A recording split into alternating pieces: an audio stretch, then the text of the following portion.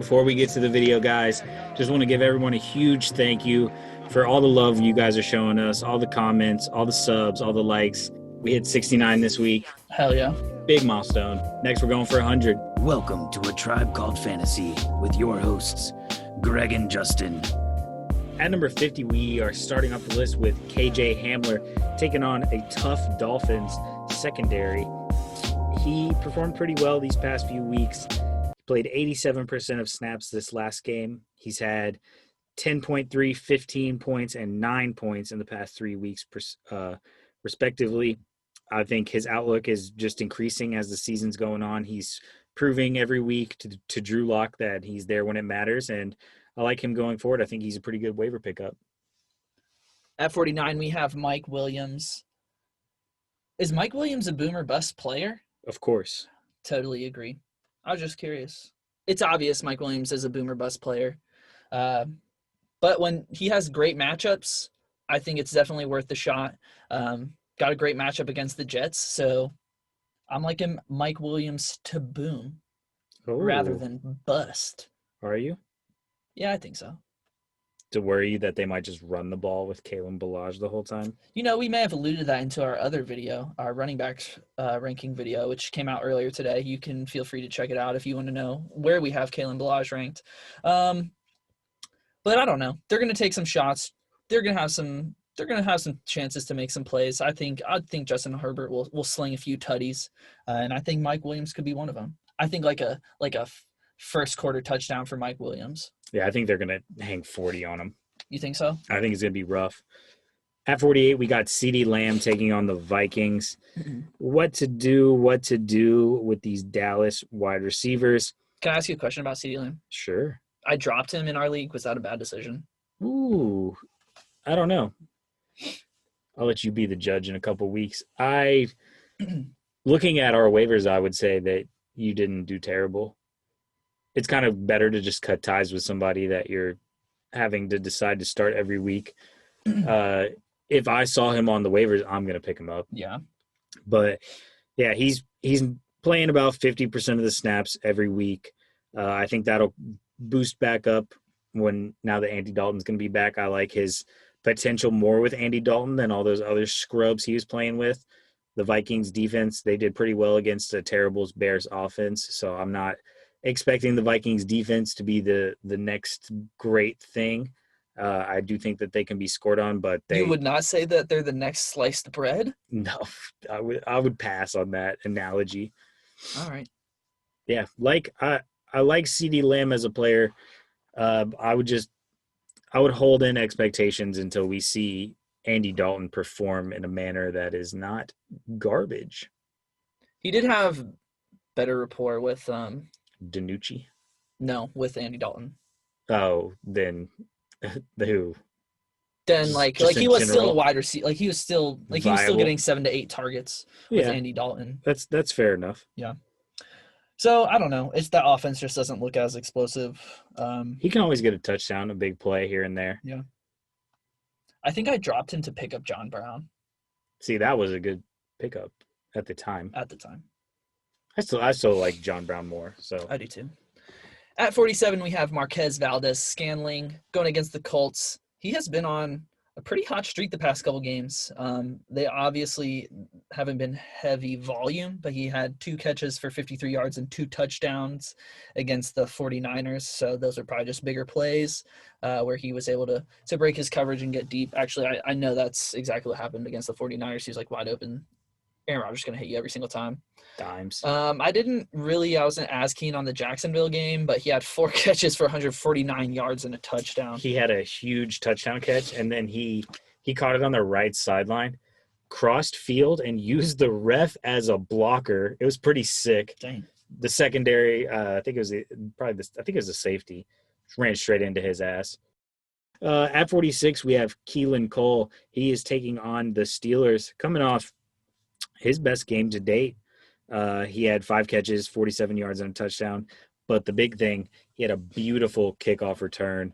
I like him against the Steelers this week. I think they're going to be predominantly looking for DJ Chark to contain him. And so I think Keelan Cole will be available and open. He's a very steady receiver. He's a good, reliable guy. Way more underrated than, I guess, everybody on the Jags is underrated, but I think he's a good player. I think you can feel confident starting him in your flex if you don't have any better options. I'm not expecting another 2-touchdown game. You can't. It's his first kick return of his career, but it's Do you possible. get that touchdown? Does that touchdown count for him? It does, yes. Oh, that's sick. Yeah, it should count. Okay. Oh, it was a punt return touchdown.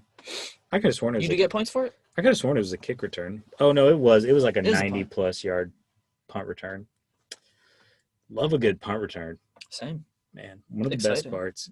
The Interception. Deshaun Jackson punt return against the New Oh. York Giants, I think on either Sunday or Thursday Night Football, maybe? That was magic. Prime time. It was magic. That and like pick sixes. That's my favorite part of football. Yeah. Watching some Ed Reed highlights, that shit gets me pumped. At 45, we have Michael Pittman. He is a junior. I know we've talked about the junior versus senior, second and third before, but I'm feeling like maybe at a certain age you switch from junior to second or maybe just straight to senior. This doesn't seem relevant, but I think you're probably It's because right. Michael Pittman, he's only a rookie. So he's a junior. He's still younger. And then as he gets up in age, like the senior, like kind of relinquishes some of his like prestige of the senior and is like, all right, you're a second now. And then once the senior dies, then the second can become the senior. So I think it's like a work your way up through the ranks type I don't situation. think that's how it works at all. This isn't like a government job It's where like you just get theorizing. promoted. I'm just theorizing, dog. You know what I mean? Just trying to make sense of it all in a world that makes no more sense. You know, I'm just trying to find a little sense in the thing we can find sense in.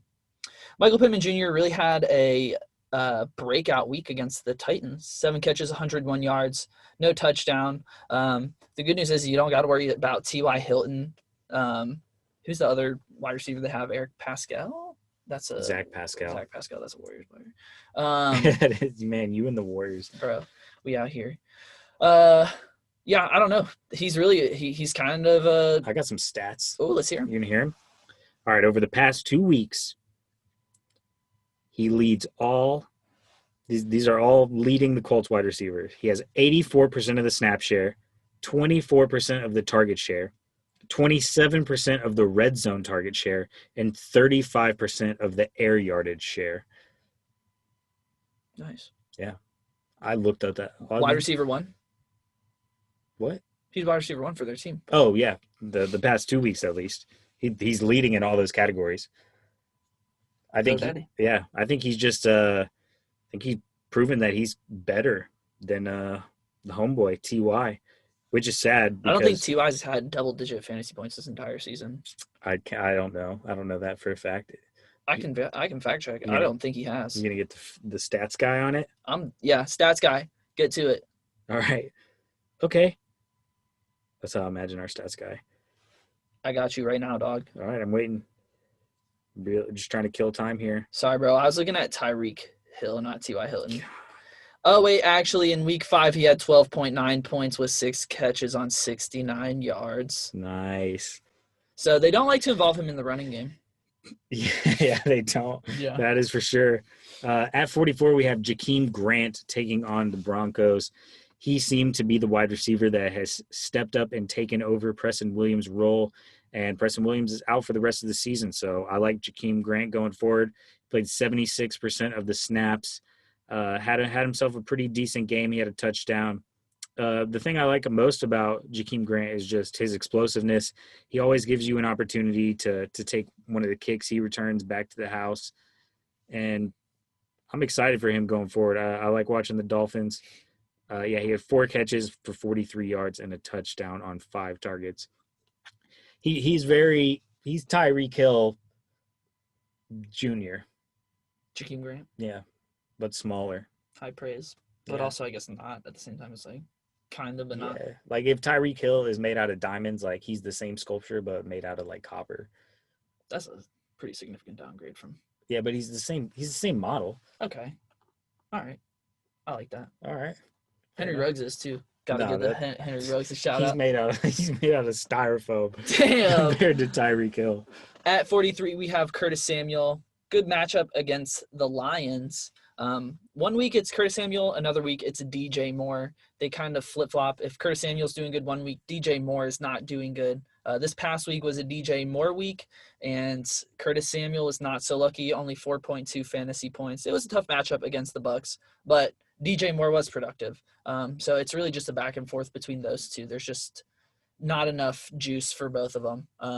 And more often than not, it's been DJ Moore. When Curtis Samuel has been involved, though, he's put up some really, really good numbers, and he'll definitely have that opportunity against the Lions this week. Should be noted that we are on – who's the quarter? We don't know if Teddy Bridgewater is playing or not. Yeah, it could be P.J. Walker. Which I think kind of helps Curtis Samuel a bit more, as well as Christian McCaffrey more than likely not playing. Even with Christian McCaffrey, they used him in the run a bit, but it should give him some interesting usage this week. 100%. At 42, we have Jerry Jeudy also taking on the Dolphins. I was going to say also taking on the Dolphins. I'm confusing myself here.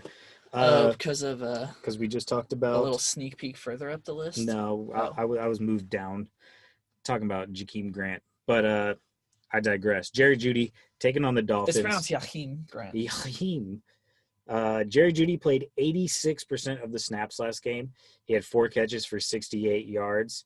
Definitely a solid outing. You know he's a great player. He had 8 targets.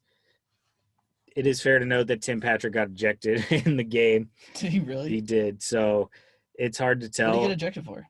I'm not quite sure. Oh, my bad. I saw the update for it. Oh, okay. I wasn't watching this game. I saw the highlights, but okay. Probably something he shouldn't have been doing. You know what?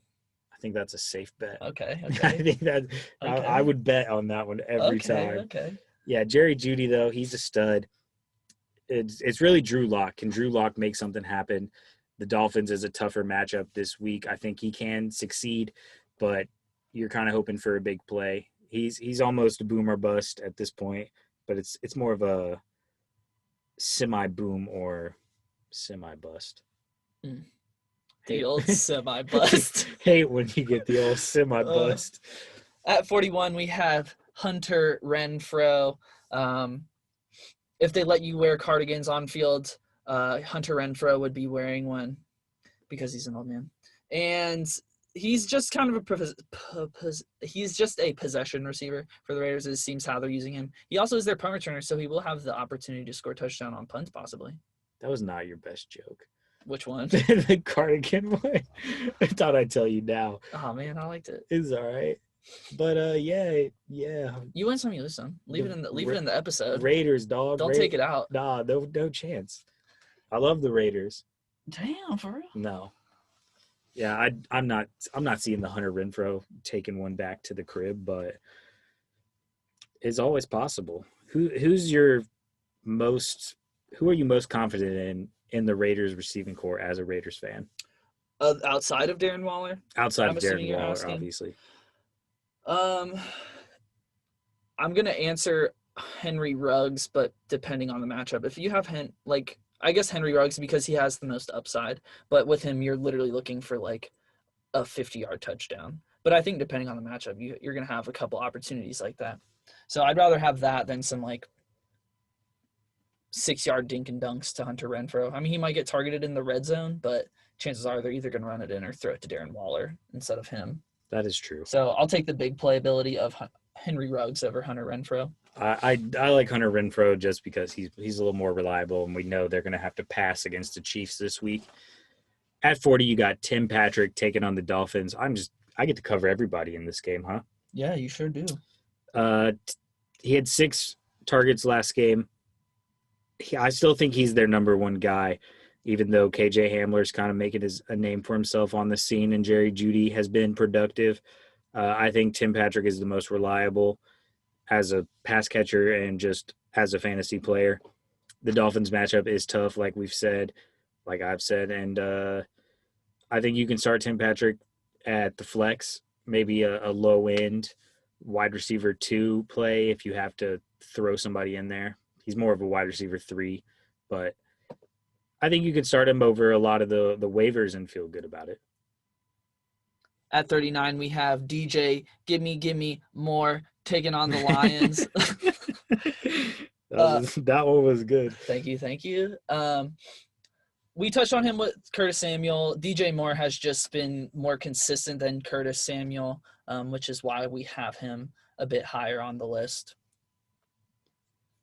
Up next, we have Jalen Raegor taking on the Browns.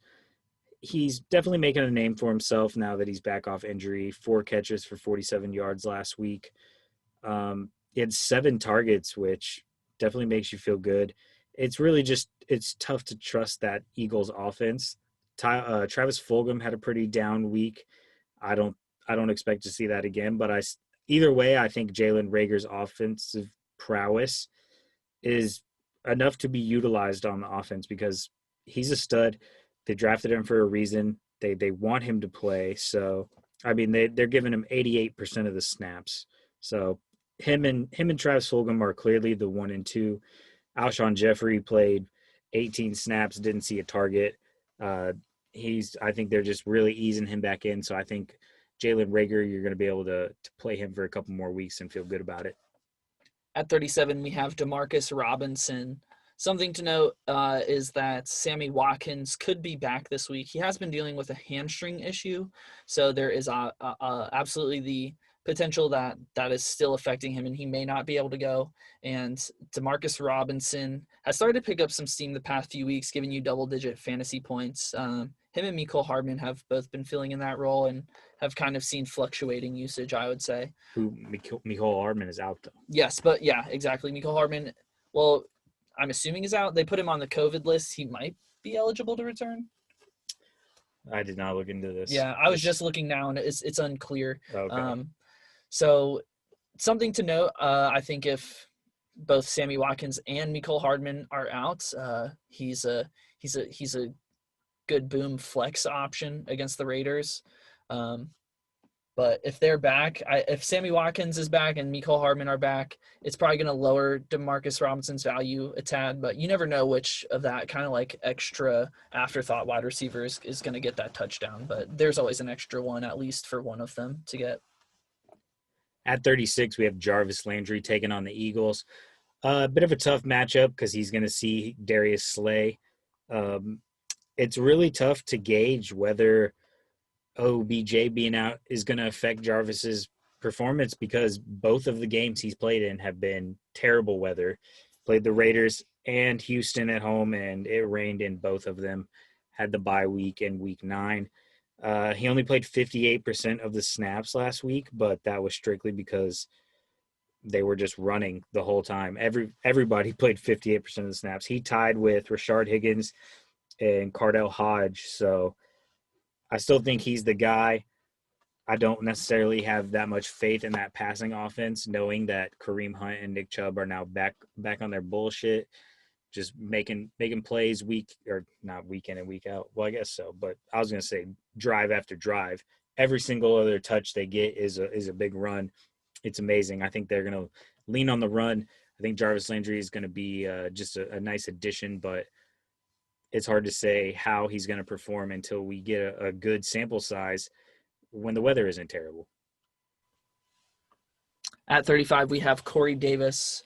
The Titans are taking on the Ravens. Last week, he bounced back from his 0 performance with 5 catches for 67 yards, giving you 11.7 fantasy points or maybe 12 or less, depending on your league scoring. Has a bit of a tough matchup against the Ravens, but because of Corey Davis's role in the offense, he tends to get some of the lighter assignments across from him. So I think that this is still a pretty interesting matchup for Corey Davis. I'm starting him in one of my leagues, kind of out of necessity, not because I want to, but up until that goose egg, he's been pretty consistent. So I think kind of just take that game as an outlier, and I think Corey Davis should continue to be productive. At 34, we have Chase Claypool taking on the Jacksonville Jaguars. Very, very nice matchup, but because the matchup is so nice, I don't expect him to have the gigantic week he put up last week where he had 2 touchdowns he only played 60% of the snaps, but he had 10 targets. All 3 of those wide receivers went crazy. Yeah. He ended up still being 3rd in fantasy points. He's a great player, but I see James Conner taking the helm this week. They're probably going to put up points on him quick. I don't expect them to have to pass the ball as much as they did this past week. If James Conner continues to look bad like he has, then yeah, maybe Chase Claypool can continue this, and all three of the Steelers wide receivers can thrive. After a week removed from our sell all the Steelers wide receivers trade suggestion, how are you feeling? I feel good about it because it was more so the fact that you're selling because you don't want the headache of dealing with who to start.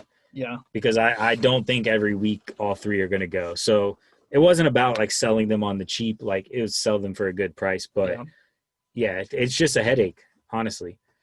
Because unless they get touchdowns all the time. Yeah, but what are the chances that all three of them pop off? Very unlikely. Yeah, that was crazy. That was insane. Chase Claypool had multiple. Juju had multiple. Diontae had his touchdown. Yeah, it was absolutely wild. So I just don't see it happening again. I would agree. Chase Claypool will get his touchdowns, but not all three of them. Is that what you meant? Yes. Gotcha. My bad. Next on the list at 33, we have Christian Kirk going against the Seahawks. Last week, he kind of finally came crashing back down to earth from his just insane productivity. Only had 6.7 points this past week, but I think against the Seahawks, he will have plenty of opportunity to bounce back, score some touchdowns. He's had a handful of big plays the past few weeks. This week was obviously not his turn for the big play. But Kyler Murray's been looking his way, and Christian Kirk's been coming down with some balls. At 32, we got Jakobi Meyers taking on the Texans. He's really just emerged as the number one guy out there over the past 3 weeks. 3 weeks in a row, he's played he's played 98, 99, and 98% of the snaps, which is just absurd. He caught 5 catches this week for 59 yards and threw a dime of a touchdown. I don't know if you saw that. No. In the rain. Yeah, he was I saw it was raining really hard. He was a high school quarterback, and he threw an absolute bomb. I don't think Cam Newton could have thrown a pass this beautiful. Like, it was super nice. Yeah, but it's nice to know that Cam Newton has a favorite target now, and that there's a Steelers a Patriots wide receiver that's actually worth starting, especially against a pretty bad Texans secondary other than Robby, who he'll probably see a good bit of. But the other week, Robby was a healthy scratch. Sometimes Robby decides to play. I think he's very unhappy with his situation. So I expect them to feed Jakobi Meyers. And pretty crazy. Pretty crazy. That dime. You should go watch that highlight. Anybody who hasn't watched that, go treat yourself. Okay. At 31, we have Justin Jefferson going against the Cowboys. Do you want to talk about you getting out of the Justin Jefferson business at all?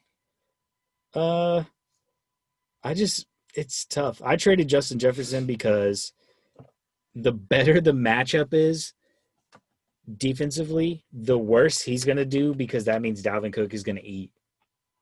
So it's almost like counterintuitive. The Bears matchup should have been a bad one, and he has one of his best weeks. So it's just tough. I do have a Justin Jefferson stat, though, if you want to hear it. Please. He has the 5th most receiving yards through a wide receiver's first 9 career games.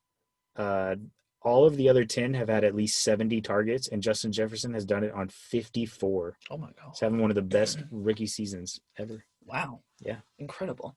Really good player, but very untrustworthy because Dalvin Cook is so fucking good.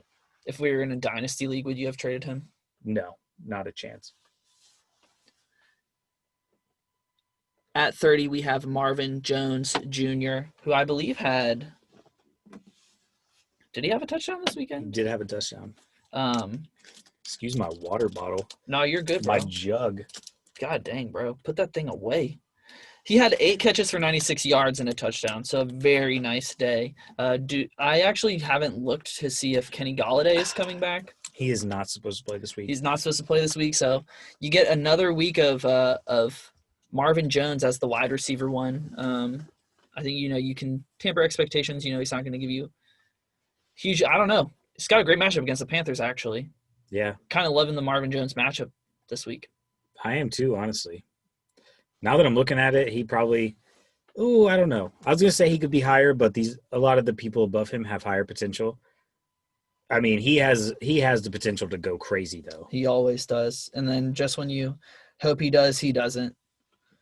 But he's been solid the past 4 weeks, giving you double-digit points. I think you can bare minimum expect that. Yeah, exactly. I think that's where his ranking is right now, just a reliable play with the potential to be a top 15 wide receiver at any week. Yeah.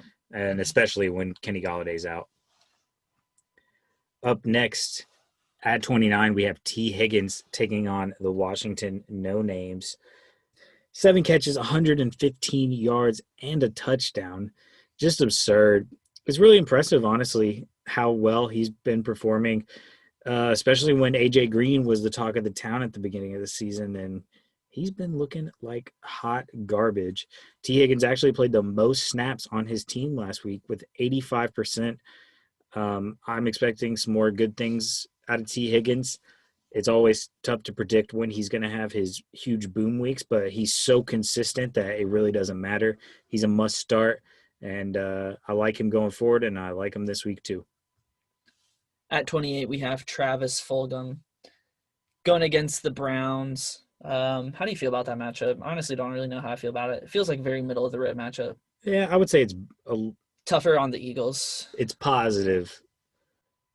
No, it's Positive. It's positive. No, at the beginning of the season, the Browns secondary was all hurt. Like, they have not made that many improvements. They signed Sendejo, and he looks terrible. Okay. So I think it's a pretty juicy matchup, to be honest. We do have Alshon Jeffrey making his triumphant return this past week, though. Do you think that's what affected Travis's Fulgham's value this past week? Only 1 catch for 8 yards to Alshon's. No, I think 0. I think it was 100% just the fact that he's so good that now teams are game scripting him out of the game. Miles Sanders was also back too. They're able to run a bit more on the Giants. Yeah. And, Carson Wentz loves to hold the football. He just wants the plays to develop, and they just weren't there, causing him to get sacked. Yeah, he reminds me a lot of Derek Carr, like just makes bad play after bad play. Bro, not going to lie, there were a few throws where I was like, damn, that shit was a little too close. He overthrew Dallas Goedert like by a mile, and I was like, I saw that happen once. Yeah, he's really bad. He still played Travis Fulgham, though, back to the topic. He still played 88% of the snaps. So it's not like he got phased out of the lineup or anything. I think the Giants just game scripted to where he didn't get the ball. He had 5 targets. Greg Ward had 6. Jalen Raegor had 7. So it's not like they just got rid of him. He's still a talent. I think you can just chalk that up as just a bad game. There are definitely going to be more mouths to feed in the coming weeks. Yeah, I think his ranking where it is now is going to be more relevant to where he'll be rest of season. Yeah. I think because he was top 5. He's at a ridiculous points pace. Per game. Yeah, before this. So even the best of the best wide receivers come crashing back down to earth after some of these insane performances. And not that Travis Fulgham doesn't have the potential to be elite, but he definitely is not elite, I would say, given at the moment. Maybe he will be in the future, but he's not going to give you those consistent performances. He's going to come crashing at some point, and that's what happened this past weekend. Now he has a chance to bounce back, though. Dude, just a regular wordsmith out here. You writing poems. All right, up next we got DJ Chark taking on the Steelers. A pretty tough matchup.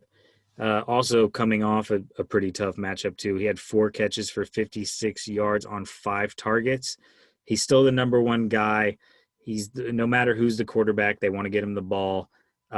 He could have had a huge touchdown if Jake Luton didn't underthrow him. It was a little windy, so we'll give him that. But yeah, he was 3 or 4 steps past his corner, and yet somehow Jake Luton decided to underthrow him, and so he had to ease up, turn around, and by that time the ball got swatted out of his hands. But it's unfortunate, but it's good to know that Jake Luton is trying to get him the ball, trying to make big plays, and he was 3 or 4 yards away from having another monster game. At 26, we have Tyler Boyd going against Washington football teams. If you played Tyler Boyd, you kind of survived that tough matchup against the Steelers. You got out with double-digit fantasy points. At the end of the day, that's all you can really ask for. Joe Burrow is just slinging the ball his way. I don't see that game plan changing much at all. Pretty decent matchup against the Washington football team. Pretty nice schedule coming up, honestly, too, rest of the season. Yeah, I like it a lot. Yeah. We moving on? We moving on. All right, up next at 25, we have Adam Thielen taking on the Cowboys. Coming off a 2-touchdown game against Chicago. It's so tough. I think it almost proves that I was mentioning this earlier, the better the matchup, the worse the wide receivers do because Dalvin Cook is going to eat. So I'm not expecting a huge game this week from Adam Thielen. Only 4 catches, the 2 touchdowns really made his stats inflated. He had 7 targets, which is what you want to see, but it's not the Adam Thielen of old. That offense is not the same. They want to run through Dalvin Cook, and if they can, they will. Even against the tough Chicago matchup, they still decided to run it damn near over half the time. So I'm pretty down on the Vikings receivers. I don't know. How do you feel about that? Is that a crazy take? No, I mean, I think we saw this last year with the Vikings receivers. So, like, you kind of knew what to expect if you were getting into Vikings receivers. You knew there were going to be weeks where if they can run the ball and win running the ball, they want to do that first. When they need to throw the ball, they can do that, and they have talent to do that with Primetime Kirk. With primetime Kirk, with Kirk and Adam Thielen and Justin Jefferson, they were able to sustain him and Stephon Diggs last year as well. And they kind of go back and forth.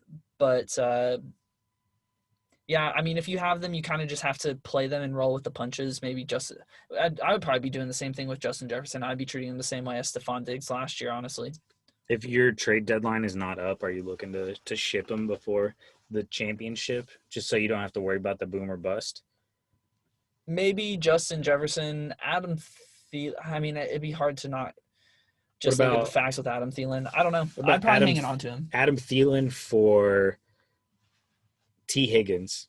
I'd rather have Adam Thielen just because of the elite talent, but I wouldn't turn. If you were to accept that, I wouldn't be like, you're crazy. Yeah, if my team was not incredibly consistent already, like if I had 2 consistent running backs and 2 consistent wide receivers, I would keep Thielen because he's kind of a toss-up player. But if my team is boom or bust all around, I'm getting rid of Adam Thielen. Yeah, that would make sense to me. Just me personally. At 24, we have Davante Parker going against the Broncos. Last week only had 2 catches for 31 yards. But do not fret, he did have 7 targets still and a touchdown called back. Isn't that what you told me earlier?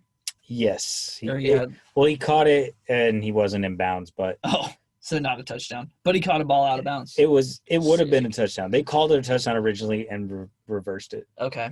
So, I mean, the 7 targets gives you at least some hope for Davante Parker. You would obviously love Ryan Fitzpatrick to be his quarterback.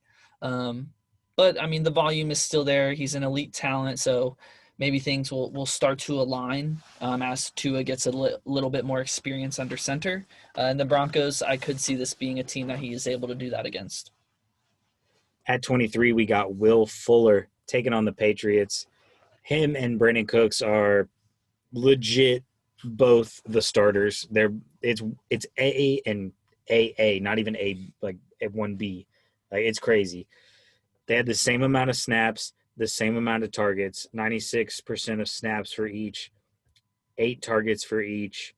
Brandin Cooks had a slightly better game, but Will Fuller always has the potential to go yard. And so does Brandin Cooks, to be honest. Will Fuller, great play this week, though. Great play every week. Ended his touchdown streak from week 3 to week 9. He did have his bye week, but damn, yeah. Did we jinx it? Yeah, we probably did. 6 touchdowns in a row. You got to chill out eventually, you know what I mean? Yeah, true.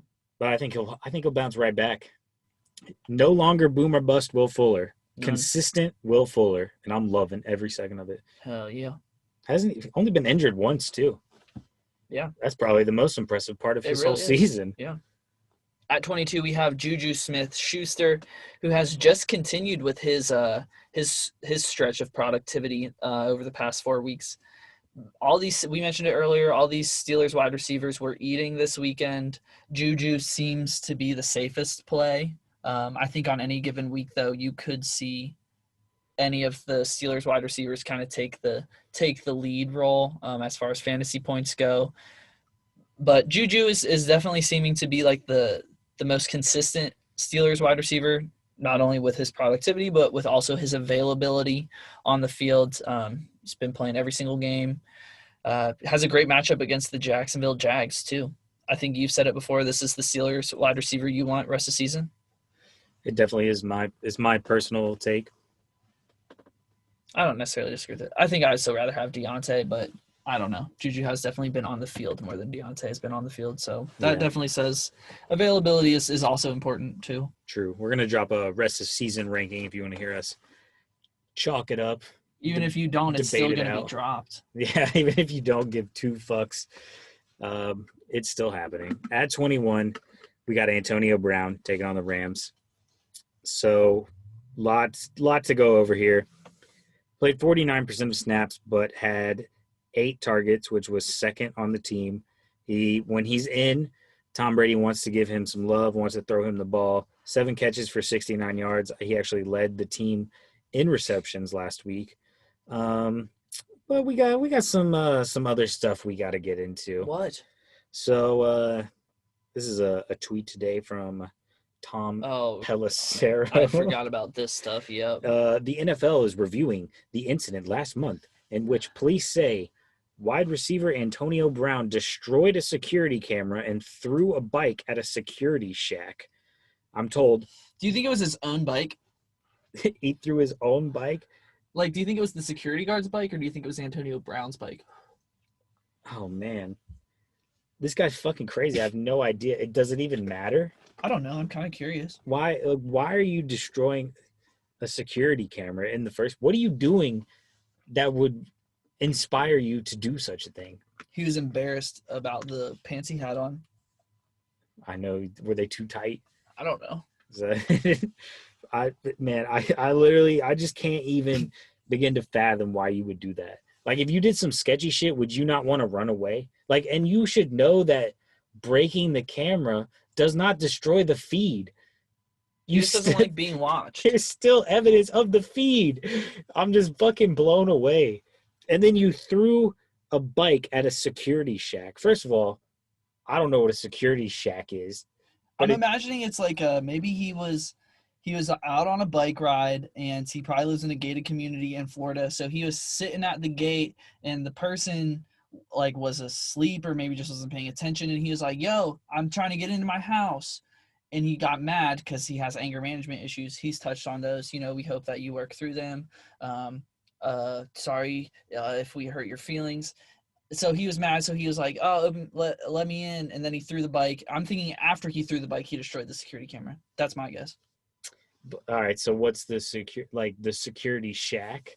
Yeah, it's like the little area like that would let you into the gated community. Oh, okay. Like that's what I'm envisioning. Like the little baby house. Yeah. I'm imagining it's like a shack. Like, this guy lives here. Like, they sell security cameras at the security shack. It's like a radio shack, but for security. So this is a store. Yeah. I like to imagine in his off time, like, he just built like a pretty shoddy shack with sticks and mud. And Antonio, no, the security guard, and he lives there at his off time. Damn. Yeah. I don't know. Like a Hooverville. Yeah, something like that. Pretty much exactly like a Hooverville.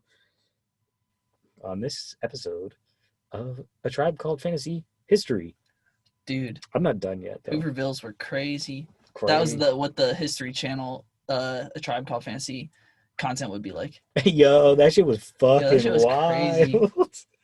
All right, I'm not done yet, bro. Oh, my bad. Will you let me finish? Yeah. You always Kanye and me, dude. Sorry, dude. Just let me finish, man. The league wasn't aware of the incident prior to reinstating Brown and are looking into it. The NFL also continues to monitor a civil case in Florida where Brown has been accused of rape. A hearing is set for January 11th, making it unlikely the case is resolved before the season ends.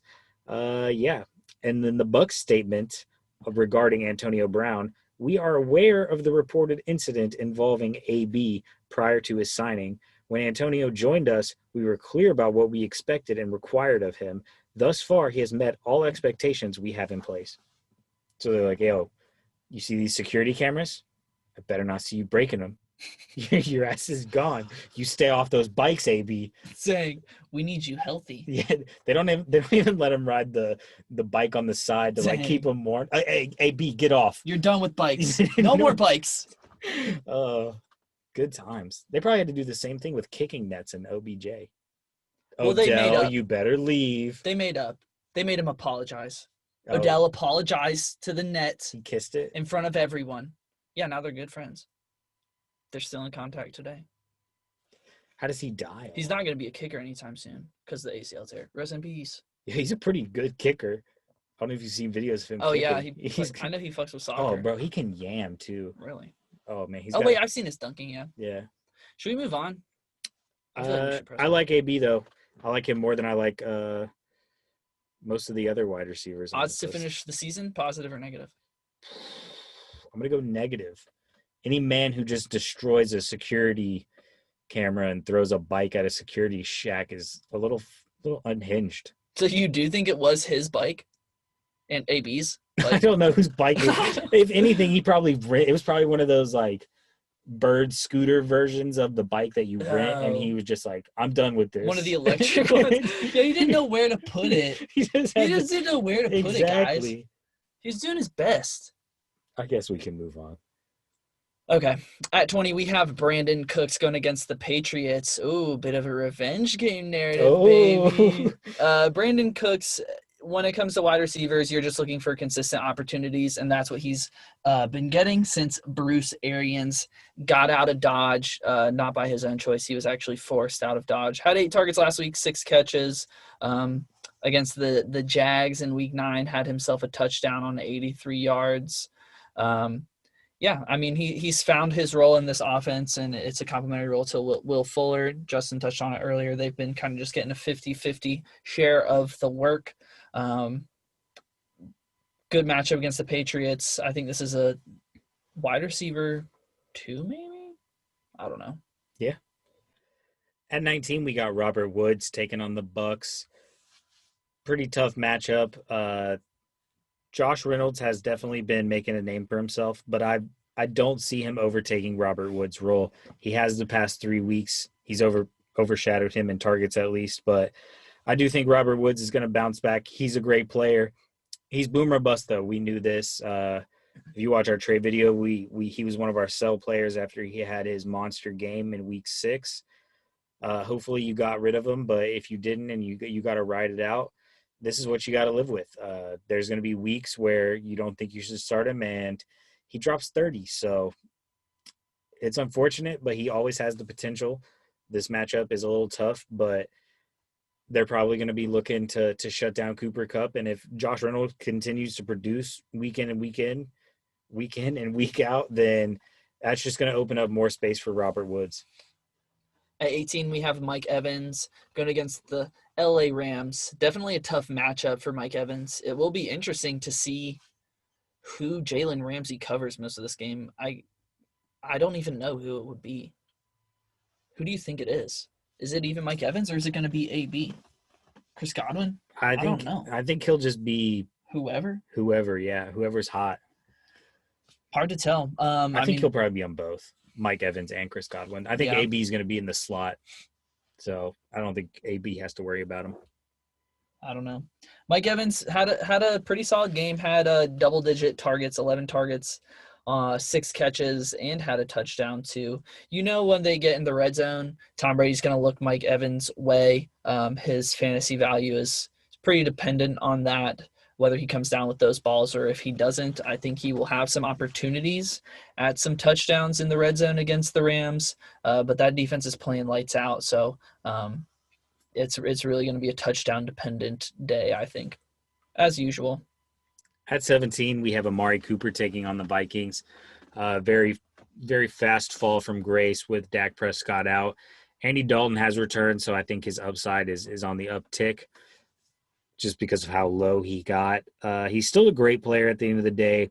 He's still playing a lot of snaps. It's not like CeeDee Lamb is out snapping him. Michael Gallup outsnaps him, but that's pretty much a consistent thing because Michael Gallup is just the better blocker. But I like Amari Cooper going forward with Andy Dalton back. I think they're going to just look to force feed him to get that offense started because it's really tough to say what Zeke is going to be able to do against that Vikings defense that was pretty stout last week. At 16, we have Cooper Kupp going against the Bucks. He didn't have the massive game, like 20-plus point game you would have hoped for against the Seahawks, but he still got you 10 points on 5 catches for 50 yards. A nice clean day to get 10 points. Definitely left some to be desired, but he's been pretty consistent up until this. I mean, that just further shows his consistency of giving you double-digit points. Tough matchup against the Bucks, but I think with the play action that the Rams like to set up, there's always opportunities for Jared Goff to take some shots to his favorite target, Cooper Kupp. At 15, we have Tyler Lockett taking on the Cardinals. He is currently questionable. Pete Carroll, it's Tuesday night, of course. Pete Carroll declared Monday that Lockett picked up a bit of a knee sprain. I'm not sure what the hell that means. A bit of a knee sprain. I don't know either. Yeah, so it's really up in the air. He didn't practice today, but he could turn around tomorrow, practice in a limited fashion the rest of the week, and get the start. The Cardinals matchup, I think this is going to be a pretty good game. I think it's going to be a pretty high-scoring game. They're playing on Thursday, aren't they? Yes, they are. Yeah, so yeah, if he doesn't practice Wednesday, then he's probably not going to play. If he doesn't play, David Moore is definitely in play.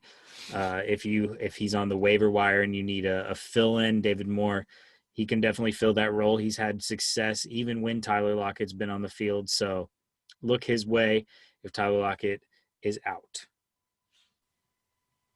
At 14, we have Diontae Johnson, who anytime he's been healthy and been playing has received double-digit targets. Other than the last week. Against Dallas? Against Dallas, he had 10 targets. He had 3 targets in week 8, but I think he went out with an injury. That's what it was. That was against the Ravens. That's what I was thinking of. I think they just held him. Really? I thought he got hurt that game. I don't know. It wouldn't surprise me. Yeah. I don't know. I guess we should have had more research on that. But, here we are.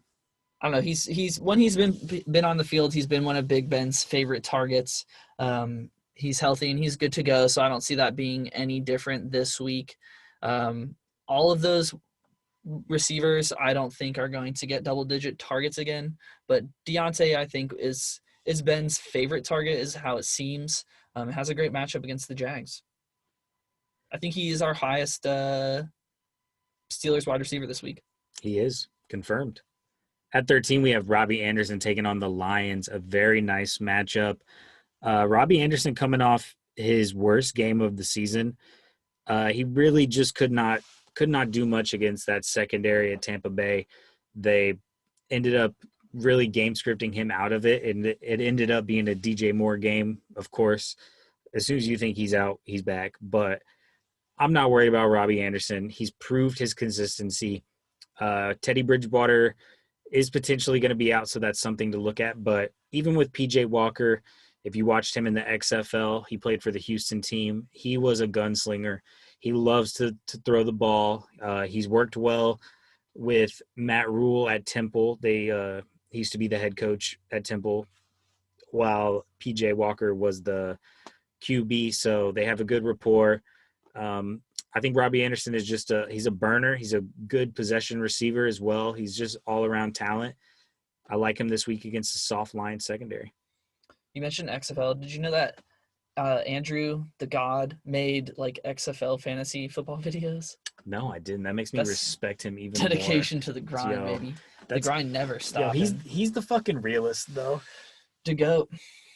At 12, we have A.J. Brown, who kind of came back to reality a bit last week. You definitely were tampering expectations against the Colts defense, but he still kind of came up a lot shorter than you would have hoped after his consistent play up until this point. Only had 3 points, 1 catch for 21 yards. So, I mean, it was a good catch. I think he may have had I don't even know. I don't really remember. I feel like he had like a big play call back. I could be misremembering in all the football, but has another tough matchup against the Ravens. But he obviously is just an elite talent, and you're going to keep playing him week in and week out.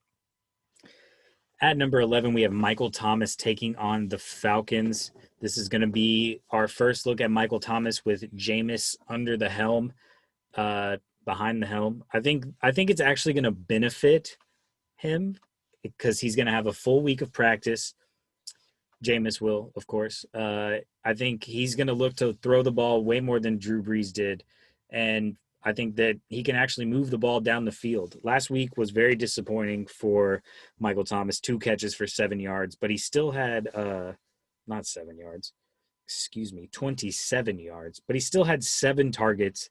So it's not like they weren't looking his way. All of the balls were just horribly thrown. They were missing him on the easiest throws. He could have had a touchdown, but Jameis threw it right over his head. I think with the extra week of practice, like I was saying, dial everything in, touch everything up. The Falcons secondary is not good. Michael Thomas, this is going to be his bounce back week. At 10, breaking into the top 10s, we have Jamison Crowder. The sweet, sweet Prince returns back to the list, baby. We're so happy he's back from the bye week. Hopefully nice and healthy. Who knows? Probably not.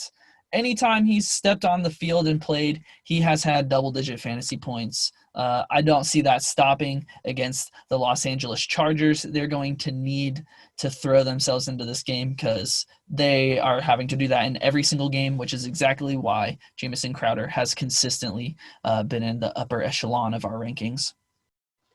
At number 9, we have Terry McLaurin taking on the Bengals, a man of consistency, 7 catches for 4 weeks in a row, putting up great fantasy points in all of those games. Had 9 targets last week with Alex Smith. Ooh. It's a bunch of white boys with A names at QB. It's a tough time we live in. Also added a 27-yard rush. The Bengals secondary, that ain't it, Chief. They're not that good. Terry McLaurin, he's going to make do. He's going to make good plays, and he's going to continue his hot streak. It is worth noting that the Washington football team is going into intensive protocol after a player was confirmed positive for COVID-19. The player hasn't been in the facility for the past 3 days and didn't travel to Detroit. So that's a good sign for the rest of the team, but we might end up seeing a little schedule switcheroo here. So something to keep an eye out for if some of these other players start randomly testing positive. It's honestly a miracle we've made it to week 11 of NFL football. Yeah, and I really don't know how. And they haven't added another week. It's crazy. Yeah, it's impressive. Shout out the NFL. It's been awesome. At number 8, we have Chris Godwin. Tough matchup against the Rams, but I think he's the one receiver who can kind of slip through the cracks possibly. I think him or Gronk will have those opportunities just because of the amount of attention that you have to put on Mike Evans, and then the amount of attention AB will just probably command because of his route running ability and his talent. You're not going to be able to keep all of them down for long. And Chris Godwin came off of a 6-reception, 92-yard game against the Panthers. Tom Brady's just finding ways to dish it to everyone, it feels like. And Chris Godwin just kind of feels like the receiver that Tom Brady should be hitting the most. I agree. At number 7, we have DK Metcalf taking on the Cardinals.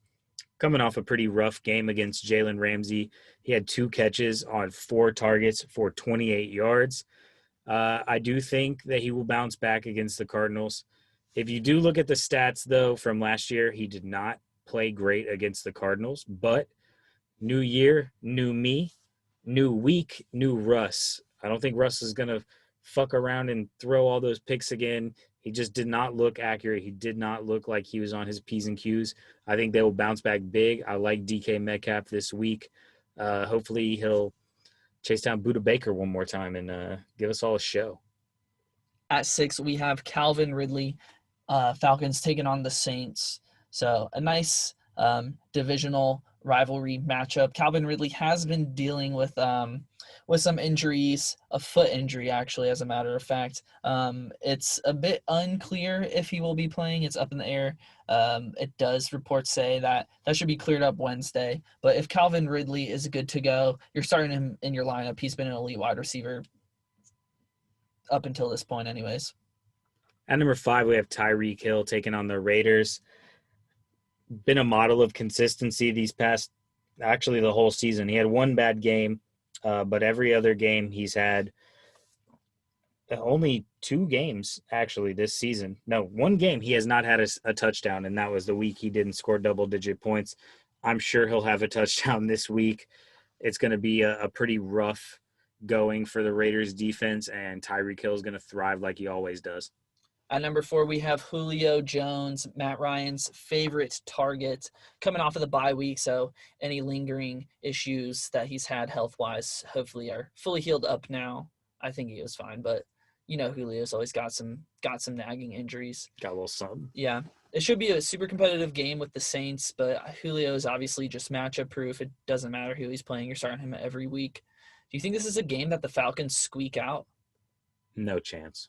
I don't know, man. This feels like a game the Falcons would win. It's like a meaningless. It does. Jameis Winston at quarterback. Yeah, I don't know. I feel like the Falcons might squeak this one out. I think Jameis is going to look better than we're expecting. Oh, he's going to be awesome or hilariously bad. Yeah, we're getting one. There's of no the in two, between. baby. I agree. At 3, we have Keenan Allen taking on the Jets, coming off probably one of his worst games of the season. Other than the game he got hurt and the week that Teddy Bridgewater was there. He only had 3 catches, 39 yards, and a touchdown. Still saw 7 targets. The main story here was that the Dolphins' defense was making Justin Herbert look like an XFL quarterback. You can't win them all. Justin Herbert's a rookie. He's going to have a bad game. I think they bounce back this week against the Jets, and I think Keenan Allen is going to be a big reason for that.